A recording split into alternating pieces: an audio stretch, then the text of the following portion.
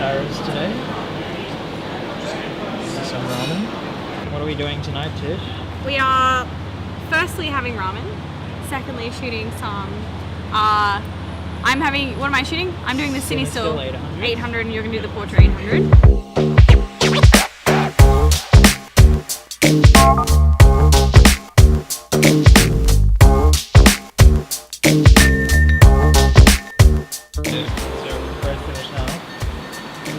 Doing some night street, and so we have the Cinestill800, which is actually a motion picture film.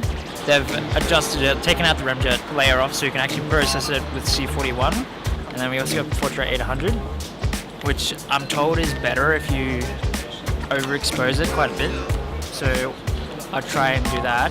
Unfortunately, my lenses don't have a low enough f-stop to really get shots I was hoping to get because I forgot my 50mm. So I've only got my zooms, but we'll make it work.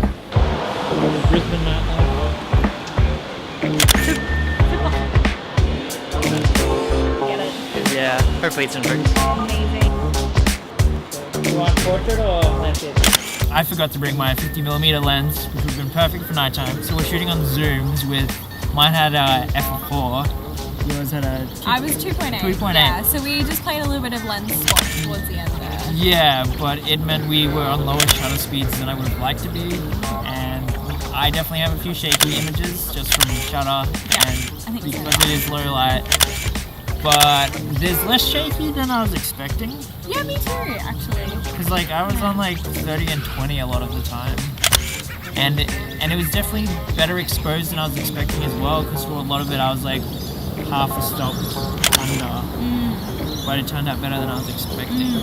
I would agree with that. I had the same. I was really skeptical of what was going to come out of the other end. The current Portra160 and 400 is a newer emulsion, while the 800 is the older recipe. So they haven't updated the 800 yet. So there is a bit of a difference to it if you compare it to 400, other than grain, of course. But there's like kind of a different quality to it as well. At least I've found, because I've shot 2 rolls of the 800 now. I personally prefer Portra, and I knew that going in, and I just hadn't shot any Cinestill before. And because it was Cinestill tungsten, there were lots of coloured lights that we were really curious to compare. Yeah. So the biggest comparison we have is like us with the ice cream, I think, in front of the Keane. Actually, I think you finished your ice cream before you did that. So we booked in Gelato, and we did a little shoot in front of these. So here's the sound. You don't know how close I was to your face.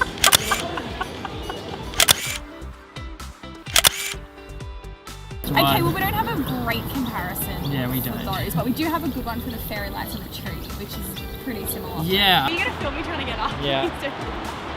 Do you need an apple box?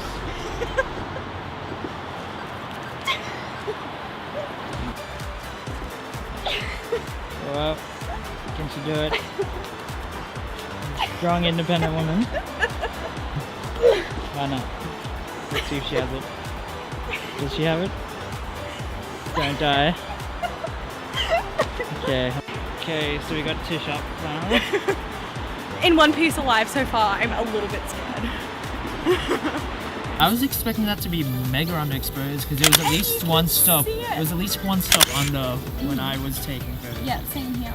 So those were a nice surprise. On there too. Like these, I think I think they were the last 4 images that we both shot. But those were on the bridge, so we did have more light there than we did under the trees. So. Okay, so I think with this location we'll see the biggest difference between tungsten stock and it's gonna be so interesting. and daylight. Tish is going to harass the cops.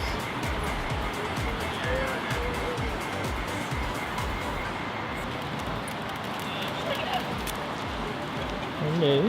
How did you feel about tungsten? It being a cooler kind of images. I didn't hate it as much as I thought I would. Like, because I generally, in terms of like personal preference, I like warmer images. That's why I thought I would have liked the portrait more, and I do still. But the Cinestill was really interesting. The photos that we took of the barbershop guys, which were amazing. Thank you very much for being awesome people. guess we just did a little portrait shoot in a barbershop. It was amazing. So They were that was so pretty excited. fun. They were really excited. Yep. And that's kind of some of the fun stuff you can do with street shoots. Some people want photos. Yeah, And, they were nice. They were themselves, which was like amazing. So that was really nice. So Yeah. hopefully they turn out well for them. Fingers crossed, we're gonna send them to them. I mean, it was a nice bright shop, so it should be look fun. good. Because it's motion picture film, they have to take off the remjet layer so that you can process it properly. And so, yeah, you do get haloing around lights, which Cool. a lot of the I like time, this. like some people like it, some people don't like it. So that's just something to consider when using Cinestill. I kind of felt like I was off my game with this as well. Well, we were kind of chasing light again. It wasn't a very prepared shoot. It was really just a bit of a whim. Well, I certainly was planning. Yeah, because we were just planning to do one episode on that day. And then Tish was like, why don't we do two? And so we did. Maybe this one with the kid. I loved that one. Just because that's the fun thing about street photography, capturing little moments. So that's probably my favorite, but that's more of like an emotional reason rather than like an aesthetic reason. If you usually walk around the city and you're like, I like these colors, use the daylight balance stuff. We're waiting for this bus to go away. Then I can get a photo. But if you kind of just want to catch a mood, or if you kind of want to make it feel more modern as well, go Cinestill. Like, it really is depending on what you want. I think if we did this again, we'd probably plan out specific spots. I would just sort of bring wandering different around. lenses. And bring different lenses, definitely. But the ice cream stuff's kind of cute. Like, I think that'll come up nicely. I find both of these are gonna need more editing than a black and white. Yeah, And I guess it's because you have more of an option to edit with color. the viewfinder that you look through isn't that bright, so it is hard doing focus if you are just doing manual. And just because if you have it on auto and it's in a bit of a dark spot, it kind of flashes a light, freak out, which if you're trying to take a photo of a person, like they're like, whoa, what's that? Yeah. And so yeah, a lot of mine are just like a touch off, mainly because I was just manualing it and it was nighttime. So there were really cool straight up and down lights on the ground that looked really awesome and interesting.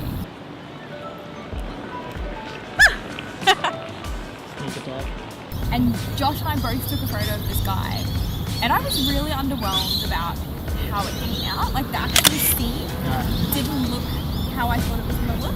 I thought the lights were going to be interesting. I think I'd rather do a portrait shoot in the city at night than do a street session. It was a weekday, so maybe on a weekend there'll be more weird characters, it'll be busier. Or at least on a Friday where it's like borderline, people are just finishing work, people starting to go out, and shops are open Friday nights late while they're not on the Friday weekend. night maybe. So Friday night would have been a good night to do it. We're kind of making do with what we make do with what we have because we live in Brisbane. I'm motivated because every time I shoot, I'm trying to shoot something different, and I'm really excited about seeing how it turns out. Because I try not to do too much research into it either, so that it's a bit more of a surprise. And then obviously you go and plan something and you think more about what it is. But I like the spontaneity of it all. If you liked any of our images and you live in a place with more buildings and lights, you'll get better results. So go test the films out. Tell us which one you prefer if you've used them before. And you can go to our Facebook page, and maybe if you wanted to post on our wall and kind of just show us some of your images, like that could be a cool thing, and tell us like why you got those images and like what you were doing or whatever.